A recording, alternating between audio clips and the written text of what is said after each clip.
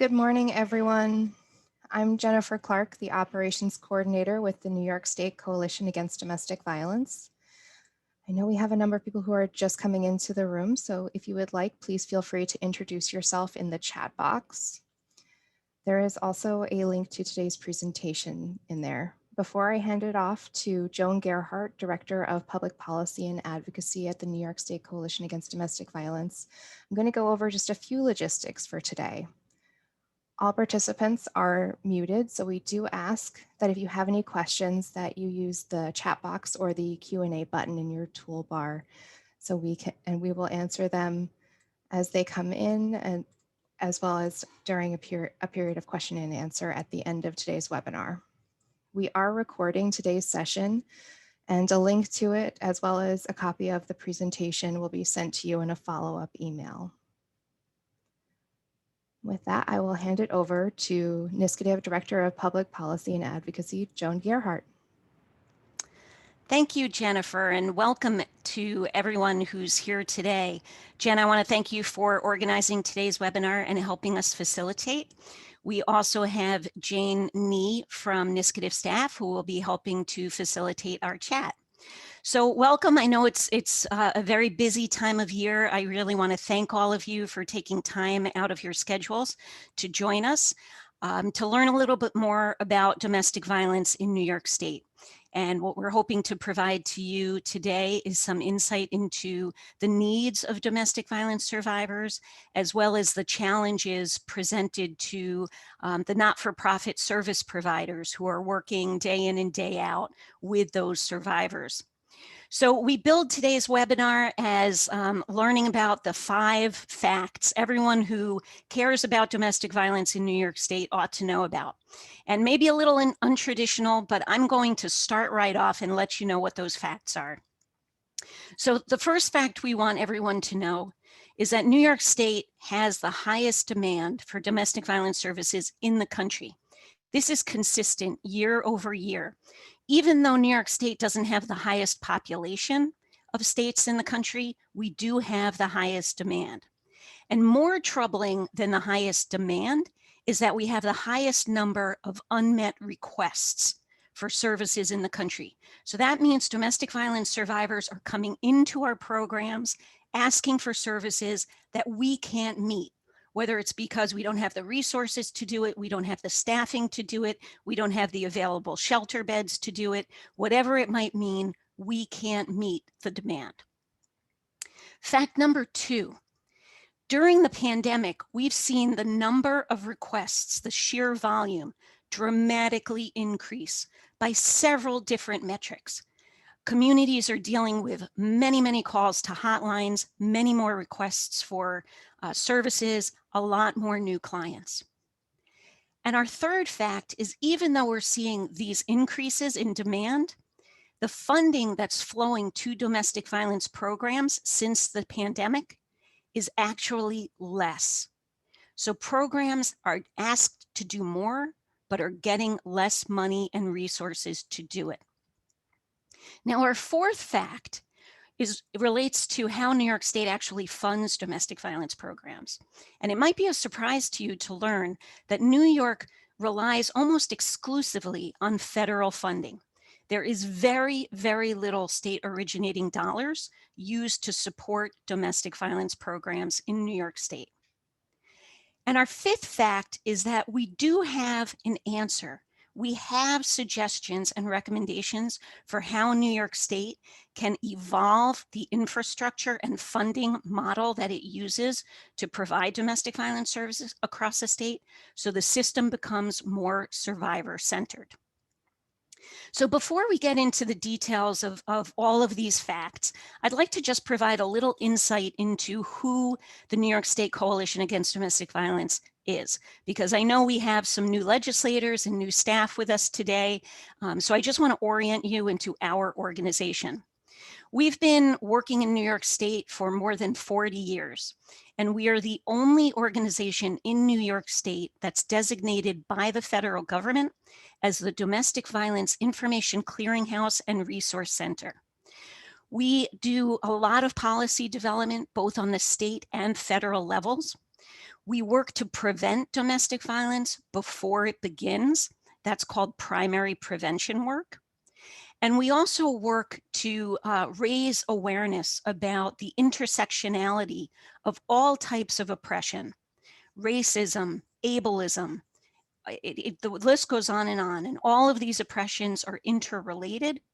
And we need to make sure that the delivery of domestic violence services is equitable and accessible to all survivors in all communities. And we also do a lot of work to educate and provide technical assistance to domestic violence advocates who are working with survivors in the field every day. So for those of you who have been in Albany for a couple of years, you might remember seeing domestic violence advocates walking the halls of the Capitol or the LOB wearing our purple scarves. We have a couple of pretty big advocacy days every year. We have our budget advocacy day in February, where this year's event is actually coming up on February 23rd. Of course, it will be virtual, but you very well might be getting calls from advocates within your community to schedule meetings to talk about the needs of domestic violence services in a more one-on-one kind of situation. We also have in May our Legislative Day of Action. And here you see some pictures from our 2019 event. Obviously, last year's event was virtual as well. But we start off with some great speakers, allies within the legislature. The Lieutenant Governor joined us. We had Assemblywoman Weinstein and Senator Kruger. And then the advocates go off and do individual meetings to talk about the legislation that's most important to domestic violence survivors and programs.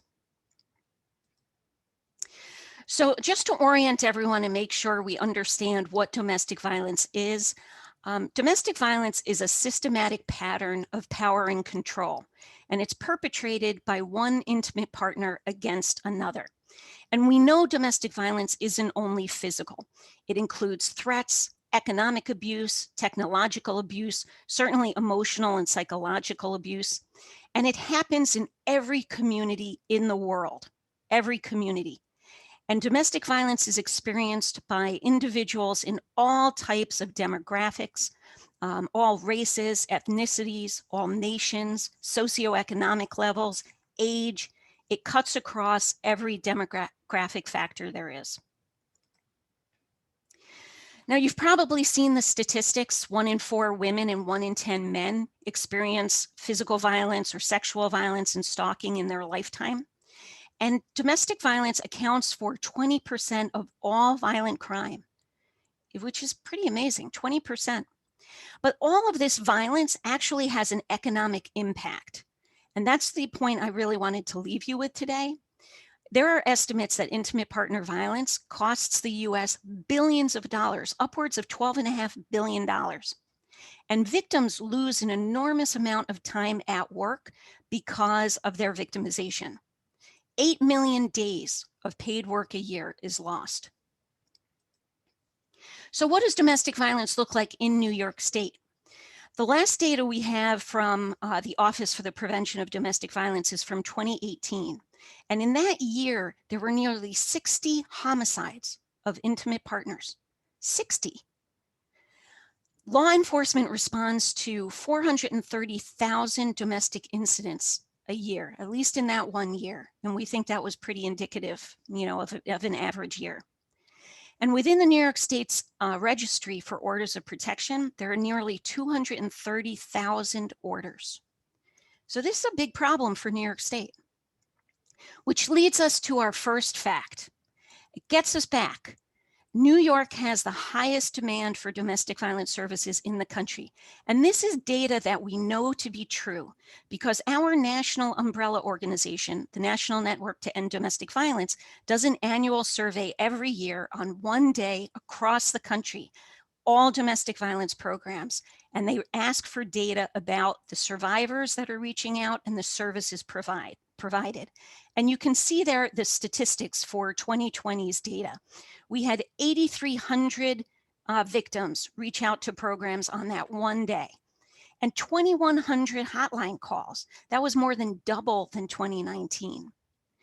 But again, more troubling than having the highest demand is the fact that we also have the highest number of unmet requests.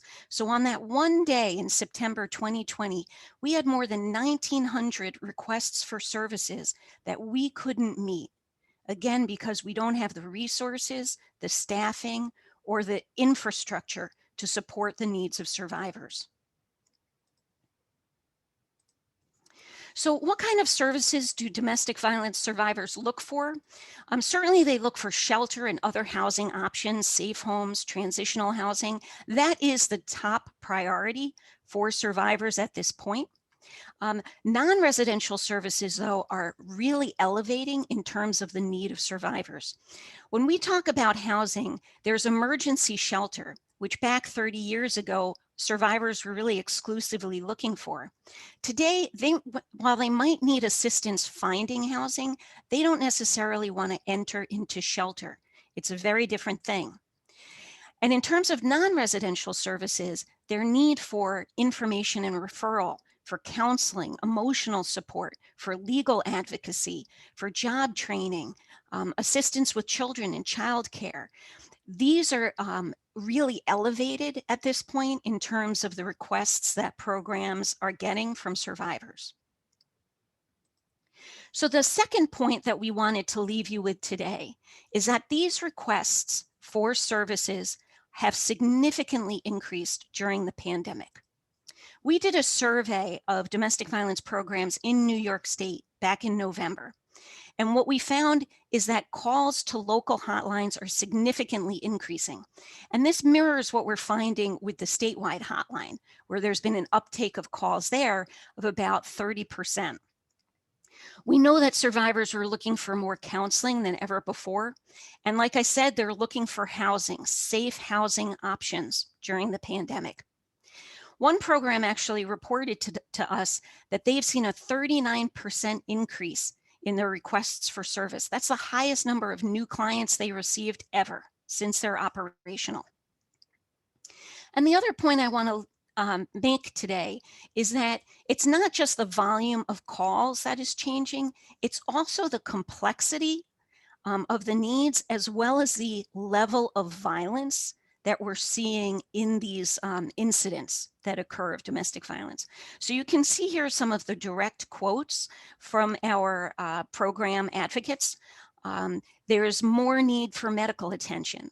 The intersectionality of food insecurity and other needs related to unemployment potentially, or just working from home. Harder issues, more complicated, more challenges. So domestic violence programs have really had to pivot the work that they're doing to respond to survivors' needs during the pandemic. They've had to redirect dollars, spending significant amounts of money on personal protective equipment, on cleaning supplies, paper goods, non-communal food service. The spaces of residential programs have had to be modified in order to comply with new health regulations. We've had to leave beds open for isolation and quarantine. We've had to change facilities, whether it be bathroom facilities or kitchen facilities. We can no longer room individuals who are unrelated together in the same room. So that's also significantly cut down on the number of available beds. And, really significantly, we've had to change the whole model for providing domestic violence services to survivors. Our model, which was set up 30 years ago, really, it was based on survivors coming into programs. They came into us, whether it was for shelter or for non-residential services, but they came into our programs and received services there. Obviously, we couldn't do that during the pandemic. We had to completely turn this model on its head. We had to invest in significant remote technologies to ensure the continuity of services. That means new laptops, new cell phones, Zoom platforms like we're using today. And all of that came with the need to train staff in very different ways than they were accustomed to.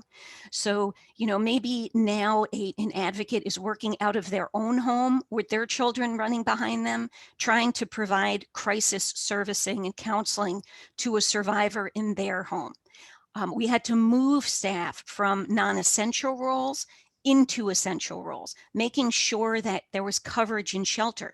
Because just like survivors didn't want to come into shelter, we had advocates who were unable to come into shelter, whether it was because of their own health issues and vulnerabilities or because they were having childcare issues at home. So this became a huge staffing issue and, frankly, a turnover issue for many programs. So the third point we want to review with you today is that despite this increasing demand for services and the fact that domestic violence service providers have had to invest significantly in unbudgeted COVID-related expenses, the funding that is flowing to domestic violence services is actually decreasing. Now that is somewhat counterintuitive, so let me just take you through it. As I said, New York's model for funding domestic violence programs was structured 30 years ago. Things looked very, very different 30 years ago.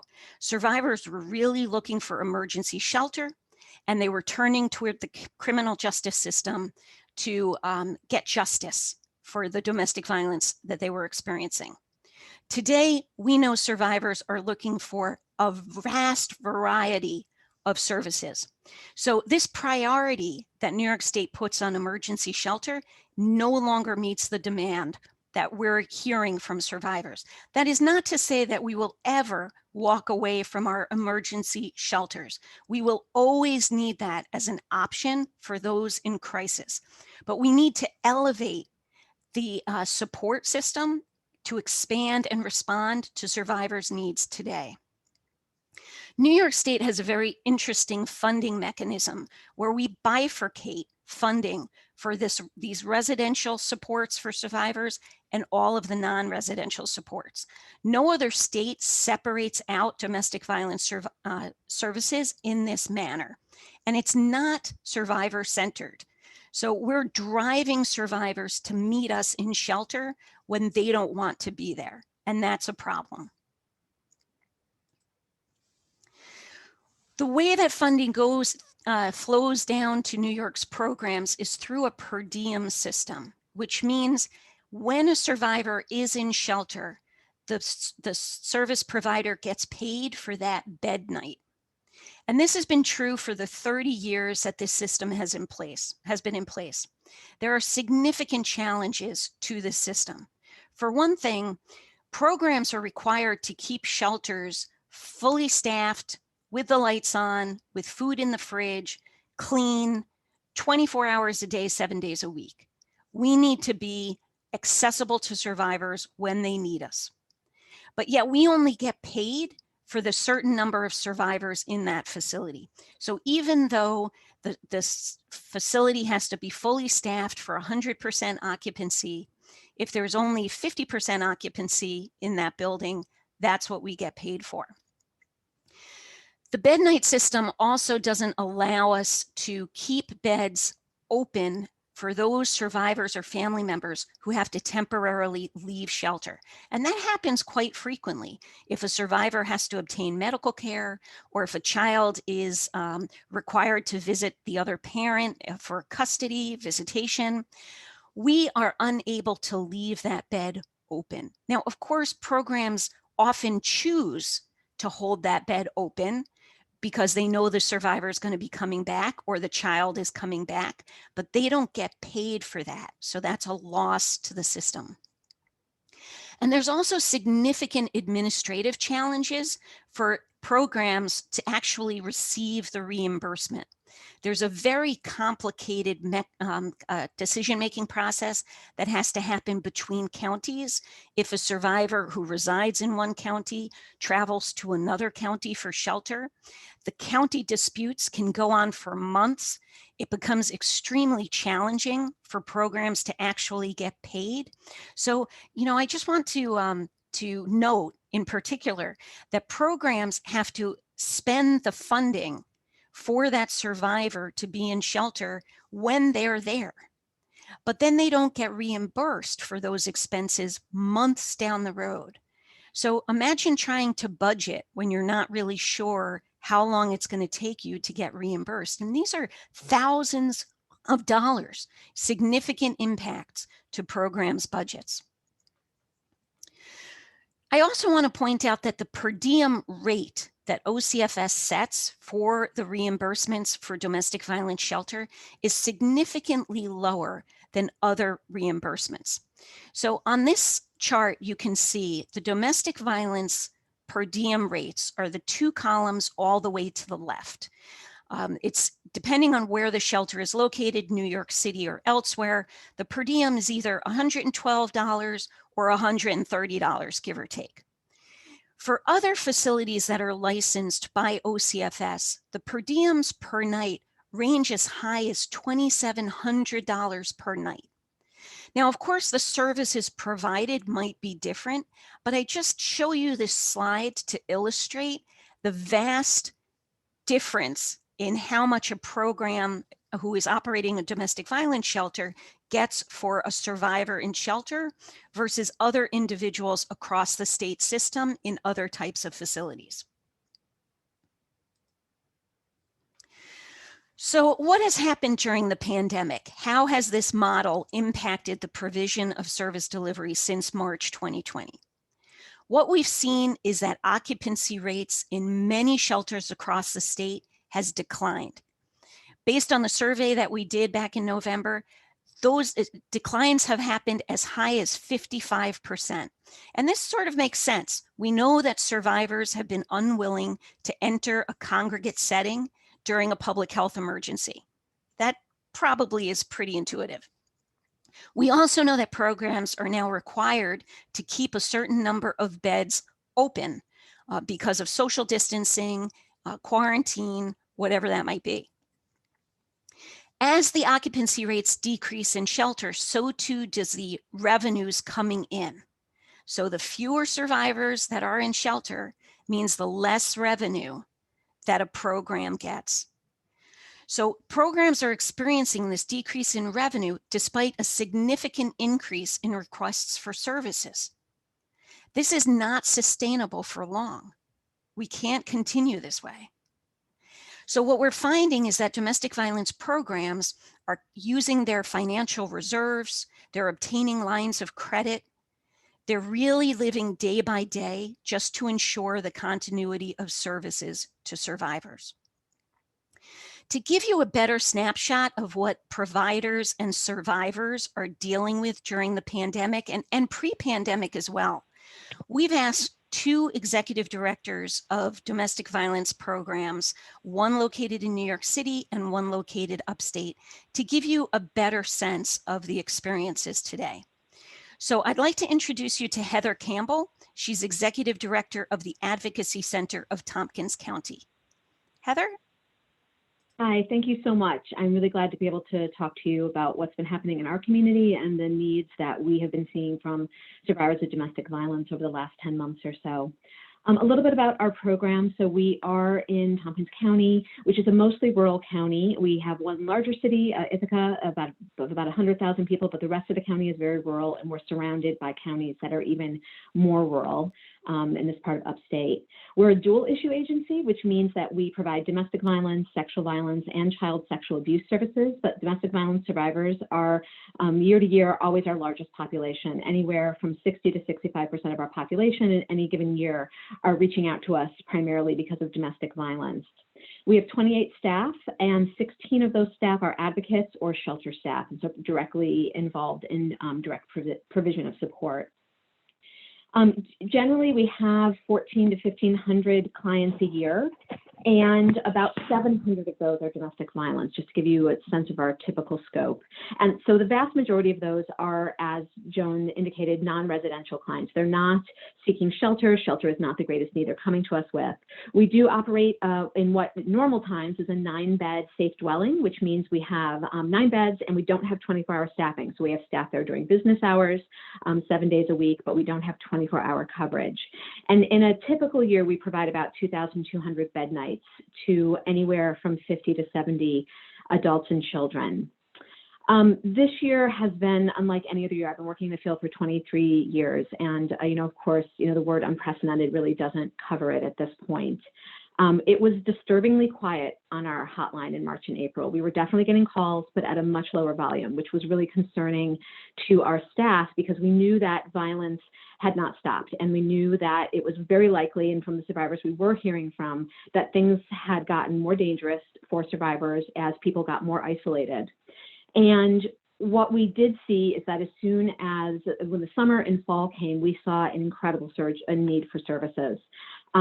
When we look at 2020 stats compared to 2019, our hotline answered 33% more calls than the previous year, which is an unprecedented increase in volume. We've never seen this high of volume in the history of the agency, but that doesn't even really give the full picture of what this summer and fall and early winter were like. When we look at October, our hotline ran 65% over what had been baseline before that. So we just saw a huge, huge increase. That was really, in some ways overwhelming for us to respond to, especially given the stresses that staff and our communities were under. We also saw in the summer and fall, our caseloads were 20 to 35% above average for domestic violence. So we were seeing more survivors coming in. And as Joan mentioned, the situations were more complex and more dangerous. People needed advocacy often for very emergency and crisis situations, but were also really struggling with basic needs and food and shelter and care for their children.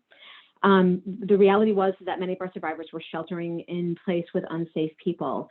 One example, we had a survivor we had been working with for a couple of months who was trying to put the pieces together in order to separate from her abusive partner as safely as she could. And so she had been working on a plan, and then lockdown happened, and she was sheltering in place with this person who was very unsafe with her and who was monitoring and controlling all her contact with the outside world. And the only a plan she was able to put in place with her advocate over a period of a couple of weeks, the only moment during the day where she was unmonitored is when she walked across the street down her long rural driveway to get the mail. And so she would sneak a phone out with her and text her advocate during that little window and get one text back and then erase those texts and hide the phone again. There were many stories of survivors really having to go to great lengths to try to find safety and break that isolation during that time. We also really saw a really concerning pattern of an increase in strangulation cases in our community. And that was really concerning to our advocates because strangulation is really strongly correlated with lethality. It's very dangerous for survivors. And we saw an increase over the summer of really a cluster of very serious strangulation cases, which made us concerned both about the incidence, but also the lethality, the potential lethality of violence, serious violence that survivors were experiencing.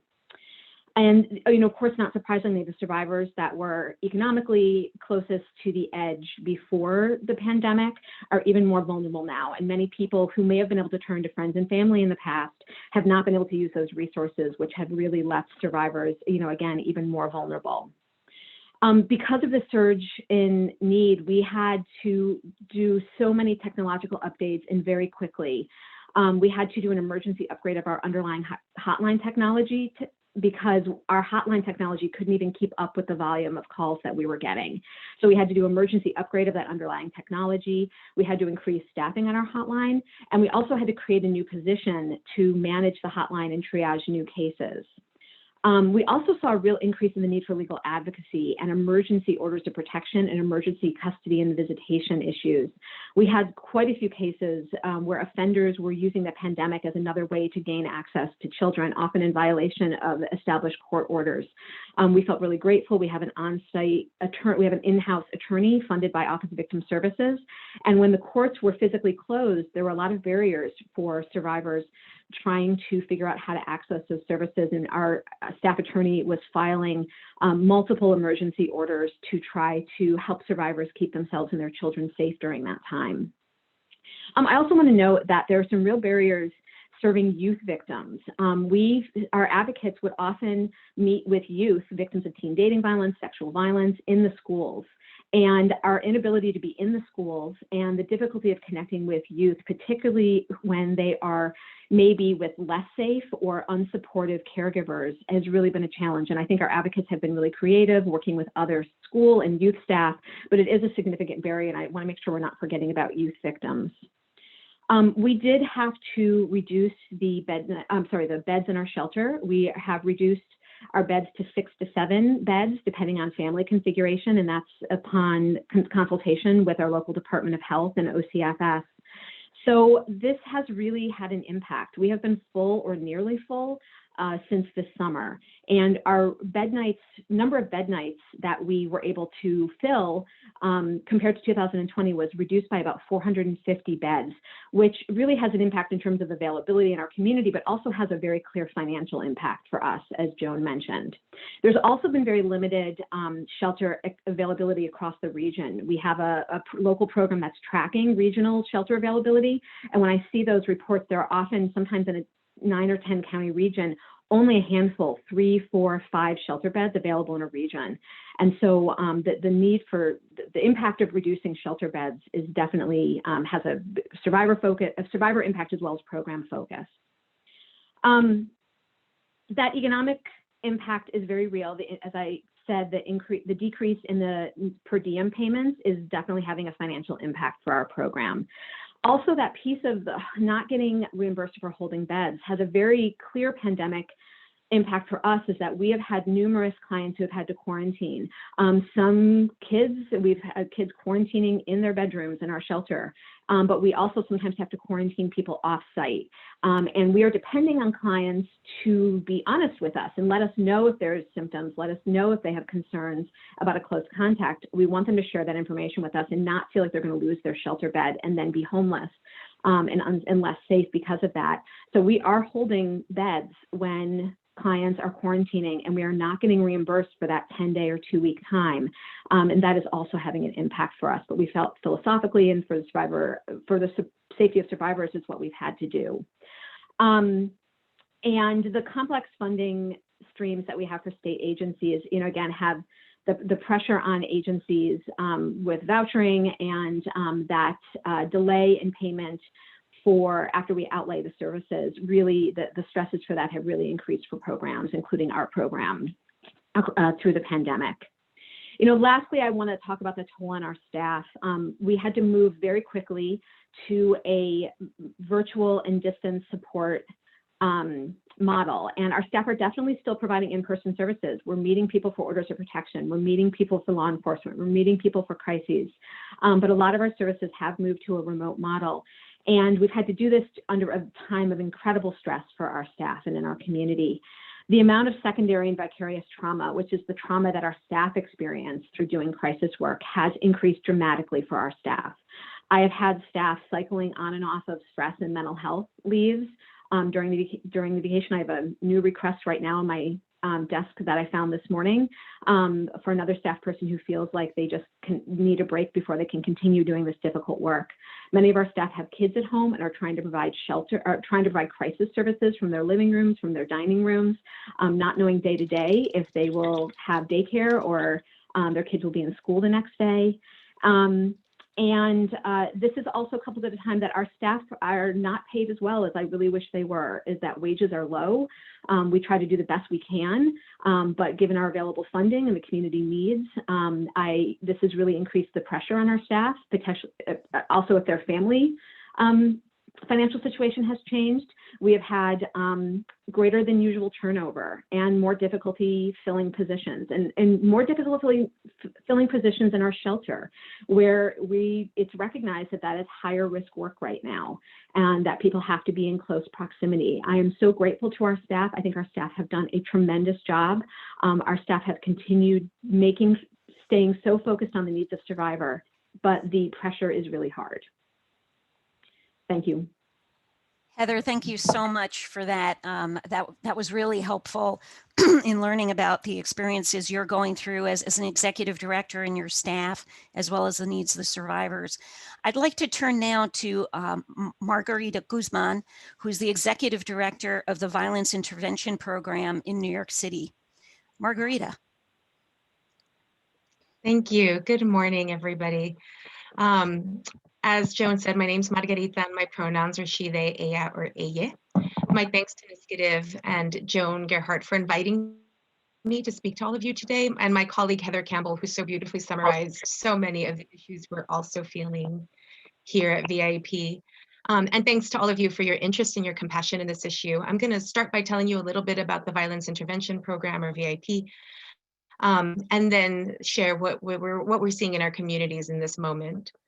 I also see that there are other downstate colleagues who are on this call. So if there's anything I don't mention that you feel really helps to represent New York City, please do feel free to put it in the chat. VIP certainly sees one part of the complex tapestry that is New York City. So VIP is a New York City-based, culturally specific organization working with Latinx survivors of domestic and sexual violence. We have 5 locations in 3 boroughs, all located within heavily Latinx and immigrant communities in Upper Manhattan, Bronx, and Corona area of Queens. We're not too big, we're not too small. We have a staff of about 60 people, 95% of whom are Latinx identified and about 88% of whom are women. Many of us identify as survivors of domestic and sexual violence as well. So our staff community really reflects the community that we're serving. And that community that we're serving is something I want to share a little bit about with you. Every year, VIP serves about 1,500 largely immigrant, Spanish-speaking, poor, single parents fleeing life-threatening violence. That number does not include the number of children that we serve as well. Those are the parents. The majority of our clients are survivors of complex trauma with long histories of childhood sexual abuse, and trauma, and they've often had multiple abusive partners by the time they come to our programs. About 73% of our clients are parents with children in their care, and 74% of them report an annual household income of less than $15,000. And that was before the pandemic. Since the COVID outbreak in New York City, those unemployment rates among our client community have skyrocketed, as you can imagine. This year, people are reporting about a 200% increase of unemployment over the previous year. And so I want to share a little bit with you about the ways that the DV survivors' needs are changing as we can observe them. So whereas previously our movement to end domestic violence really centered its strategies on 2 major responses, which are shelter, which we've heard a lot about, and law enforcement, which is almost always the very first thing that comes to mind when we think about addressing domestic violence. The vast majority of our clients are not seeking those things. They're looking for non-residential services. And quite honestly, especially because it's an immigrant community, they feel they prefer to avoid the cops rather than to turn to them for protection. When they come to us, they're asking for very practical ways that they can increase their safety without going to court. They ask for counseling. They ask for case management to help them secure and to keep permanent private housing, to find jobs or to start businesses when possible and necessary to navigate the really complex public assistance system that we have in New York City. Of the 1,500 people that we served last year, only about 200 of them were through our domestic violence shelter and transitional housing programs. So over 1,300 of them came for other services. And that was all before COVID. When the pandemic came, it changed everything, and it changed absolutely nothing. The inequities and injustices that have been disastrous for Black, Brown, and immigrant communities in New York State and across the country for centuries were all there before the crisis hit, and we know that. And what the pandemic did was it made them more visible. It deepened them, and it rendered them far more deadly. Latinx survivors of domestic and sexual violence in New York City, especially immigrants, are among the population's hardest hit by the multifaceted crisis brought on by COVID-19. We are the hardest hit by death, diagnosis, and the economic devastation that came of it. This all came after years of surviving within a hostile socio-political climate, and now they have to face elevated threats from the virus itself, increased violence when isolating with an abusive partner, which Heather spoke to so well, and the disproportionate economic fallout, because it was their jobs that were the first to be cut. From March to June of 2020, New York City saw a 25% increase in domestic violence homicides. And at VIP, our hotline was increased, the traffic to our hotline increased by 66%. So really aligned with the increases that we've seen throughout the state. Food insecurity persists, and imminent homelessness is really looming large, like a swinging pendulum over the heads of our clients as months of unpaid rent and compounds, and the clock is ticking on moratoriums for eviction. Excluded from federal stimulus aid and state unemployment benefits or state rental assistance programs and safety net assistance for food and healthcare, VIP's target population has largely been left on their own to navigate a dangerous combination of hunger and illness and abuse. There's one client that comes to mind, and I will name her Soshi. It's not her real name. So she's a 37-year-old Mexican national and an undocumented immigrant living in Upper Manhattan with her 4 children and her father. Her 2 teenagers were born in Mexico. Her younger children were born in the United States. Prior to the onset of COVID-19, so she got by doing a lot of odd jobs, mostly house cleaning, just to make those ends meet. Very early in the spring, her contracted COVID-19, and she, while sick, cared for her sick family members. She had lost all of her jobs. She had Medicaid only for her 2 youngest children, because as you probably know, benefits for mixed status families will only extend to the citizen-born children. And so to help Soshi and so many people like her, at VIP, we launched an emergency cash assistance program to try to fill in the gaps where government would not. When she came to pick up her emergency cash assistance check, she was wearing a mask that was falling off of her face. It was dirty, it was barely stitched together. Obviously, we offered her new ones for her and her family, and handed over the check. And while she was talking to her caseworker, she was telling the caseworker that no, none of them could go to the doctor, but it was okay because she figured out ways to overcome COVID homeopathically, right? Drinking milk with garlic and other sort of homeopathic remedies that she had done for her and her family. And then she told us what those were and let us know, like reassured us that if we caught COVID, she would be available to help take care of us. After all, every single one of her family members had fully recovered. And I share that story because I feel like it showcases the brilliant courage and creative resolve that our survivors show every single day, even in the face of the pandemic, and their willingness to go so far as to even want to help others when they have been able to. I would be remiss in not mentioning the enormous impact that the COVID-19 crisis has had on our staff. As a community-based organization led by and for Latinx survivors, VIP staff have had to bear a disproportionate share of grief. At the very beginning of the pandemic, we lost a colleague at VIP, a team member so early on, and who the illness took so quickly. And so many of our VIP team members have lost multiple family members, multiple friends. One of my colleagues has lost over a dozen people since March of 2020. In the best of times, VIP's frontline workers operate in a field that is highly susceptible to compassion fatigue. Over a year, and almost a year into the pandemic, God, it feels like 10, right? The mental health implications for our teams are absolutely palpable. And I echo Heather's concerns and fears and what she has observed in her own teams. To be sure, supporting the emotional health and well-being of our frontline staff, supporting them to overcome sheer exhaustion and vicarious trauma is a key component to our ability to sustain our work and provide mission-critical services over the long term. For programs like VIP, serving survivors at these intersections, the best thing you can do is to give us flexibility to pivot quickly. That means flexible funding that lets us respond to the needs of the communities where we live and work.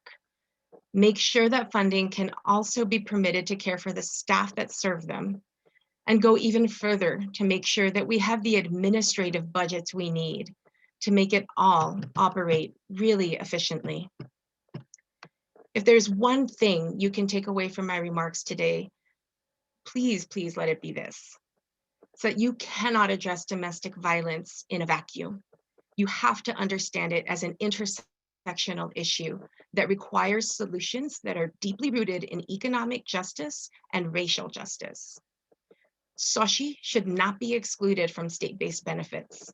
She should be able to feed all children, not just half of them. And addressing poverty and ending institutional racism and anti-immigrant hostilities go hand in hand with breaking intergenerational cycles of domestic and sexual violence.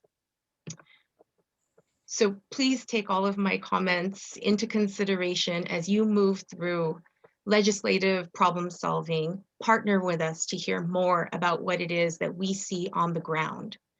You rely on us to provide essential services that save lives during crises like the one that we are still navigating. Please enable us to do this while safeguarding our essential workforce and our survivor communities alike.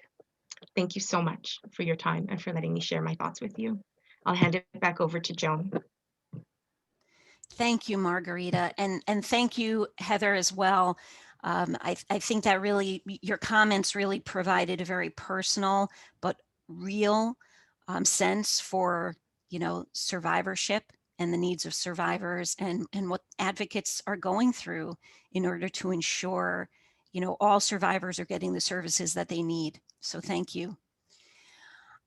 We're going to move on. We're going to get back to our, top 5 facts that you need to know about domestic violence. I'm going to run through these charts pretty quickly, but keep in mind you are going to be getting copies of these. We're available to you if you have any questions. And please, if you do have questions, use our chat. I don't think I've seen anything in the chat that needs a response.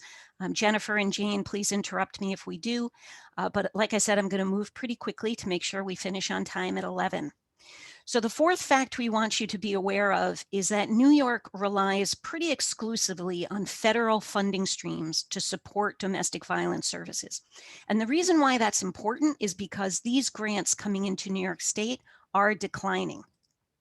We have the TANF funding, which is essentially public assistance.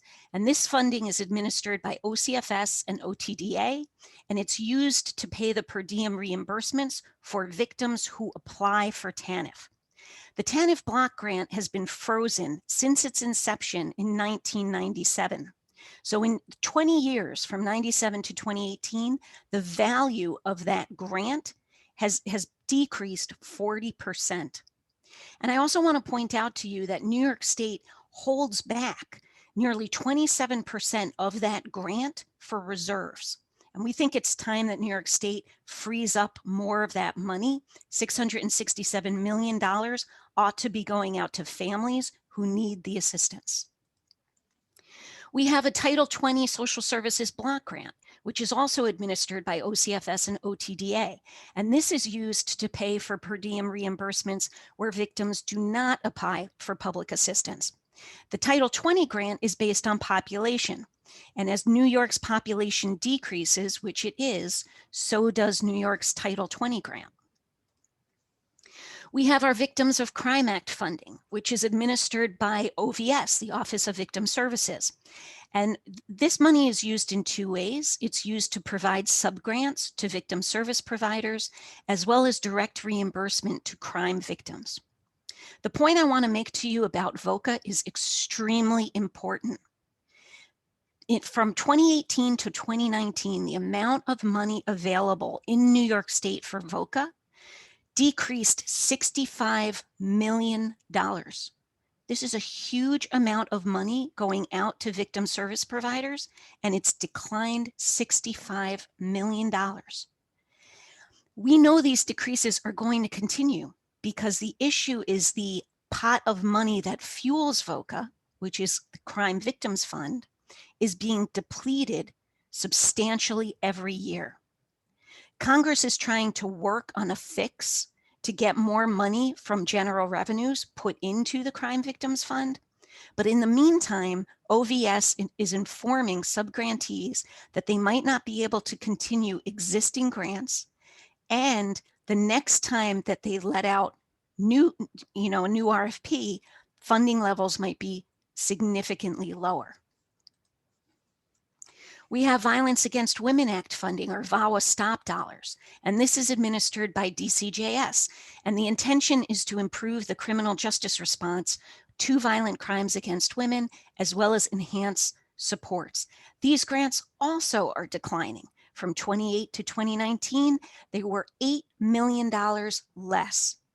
So combined VAWA and VOCA cuts over that 1 year, $71 million lost to the system.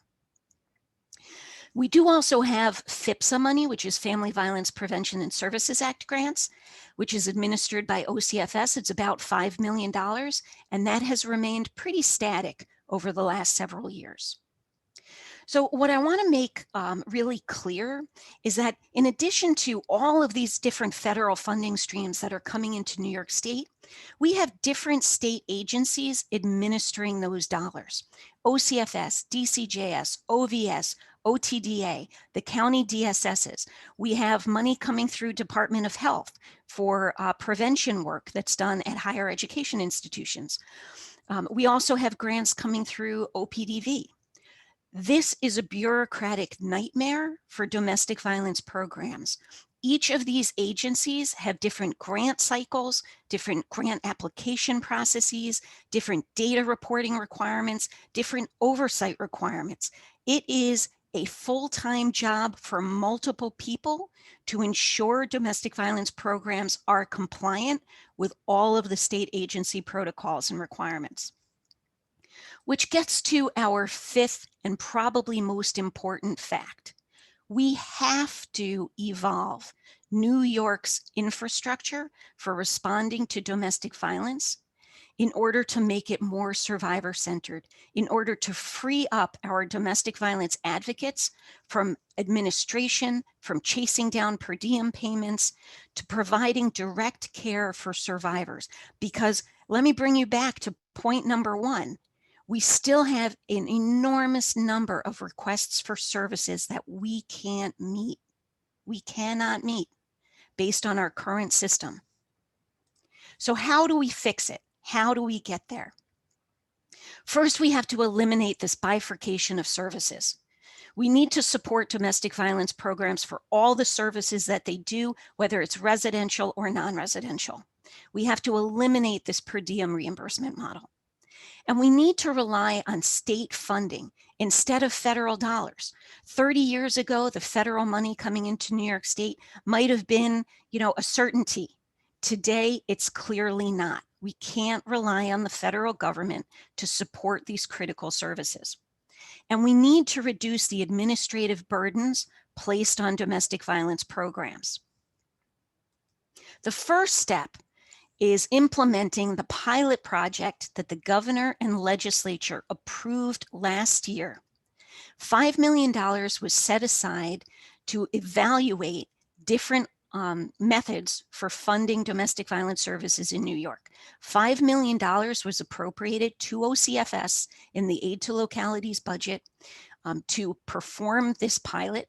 We had 10 domestic violence programs across New York State, upstate, downstate, good mix, willing to participate. Of course, with the pandemic, we weren't able to get the pilot off the ground. That $5 million is still in the reappropriations in the Aid to Localities budget. And we are really optimistic and hopeful that we can get that pilot off the ground this year.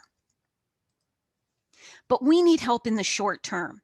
We know that any resulting recommendations that comes out of this pilot will probably take years to implement.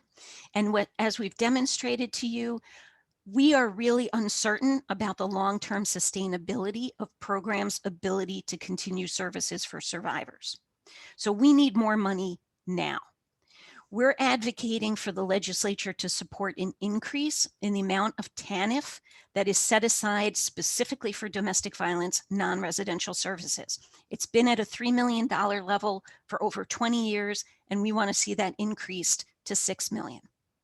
We're also asking for a $10 million emergency fund to bring domestic violence programs, to make them whole, to reimburse them for all of the losses that they have experienced. And based on our data, that amounts to about $1 million a month less that's going into the system because of all of these open beds and changes to the delivery of services during the pandemic.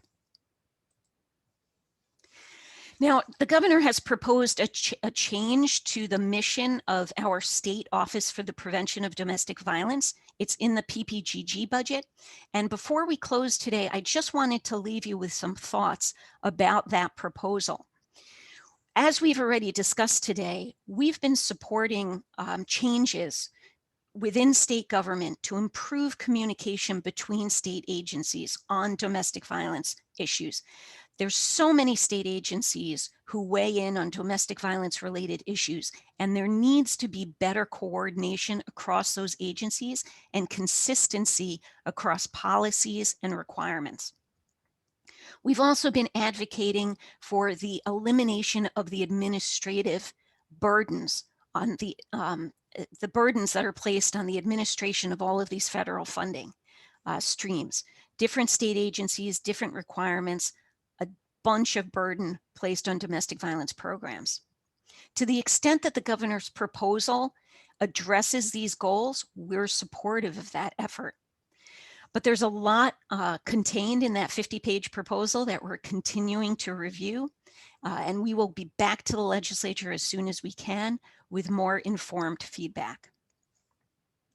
So that takes us through our 5 facts that we wanted to walk you all through today. I see some engagement in the chat. Jennifer and Jane, can you help me if there's anything in the last couple of minutes we have that should be addressed?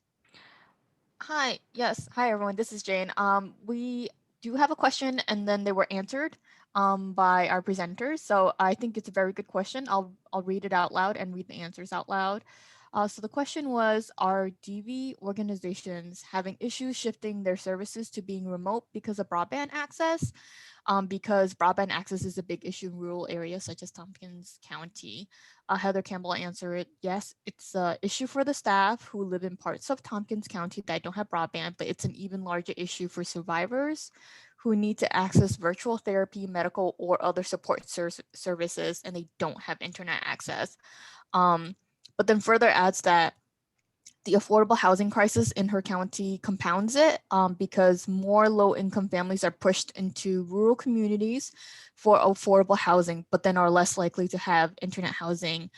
They are using hotspots for staff, but areas of rural county have spotty cell service. Marguerita also responded that when they went remote, they managed to get an internet-enabled device into every staff member's hands. It might have meant a tablet with hotspot capability, but it also meant that they would have reliable internet. And she further adds that the biggest issue is that clients who do not have internet or devices. So they have been fundraising to buy them internet-enabled devices, but it's hard because it's not seen as essential as food. But adds that, can anything do more to change the quality of life than stable internet?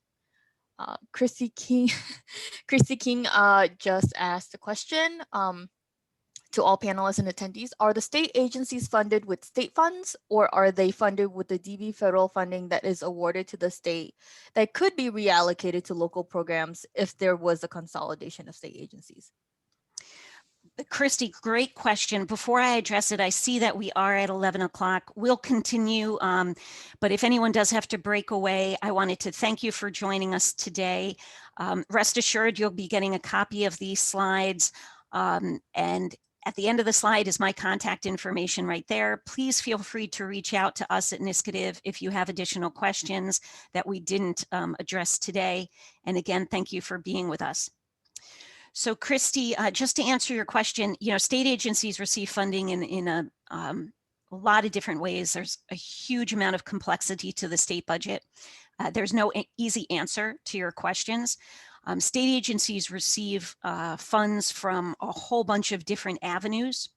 The funding streams that we talked about today are the funding streams that we know are earmarked specifically for domestic violence programs. State agencies get a lot of other funding through the general fund for their own operations. So to the extent that New York State is interested in diverting more of that funding to domestic violence programs, that would be up to New York State to determine to decide to do. We also know that TANF, which is the majority funding that goes to domestic violence programs, is used for a whole host of other human services. New York State could shift domestic violence essentially out of the TANF column, put other human services under TANF, and then use state originating dollars that are currently being used for different human services work to domestic violence. So there's a lot of there's a lot of changes that New York State could make if it so chose. Happy to talk to you more about some of those options, but that would really be driven by both the governor and the legislature. I hope that addresses the question. Anything else, Jane, in the chat? There are no other questions at this time. All right, well, we'll keep it open for another couple of minutes just to make sure nothing elevates. But in the meantime, thank you again for participating, and I hope we advanced your knowledge of domestic violence in New York State at least just a little bit. So thank you.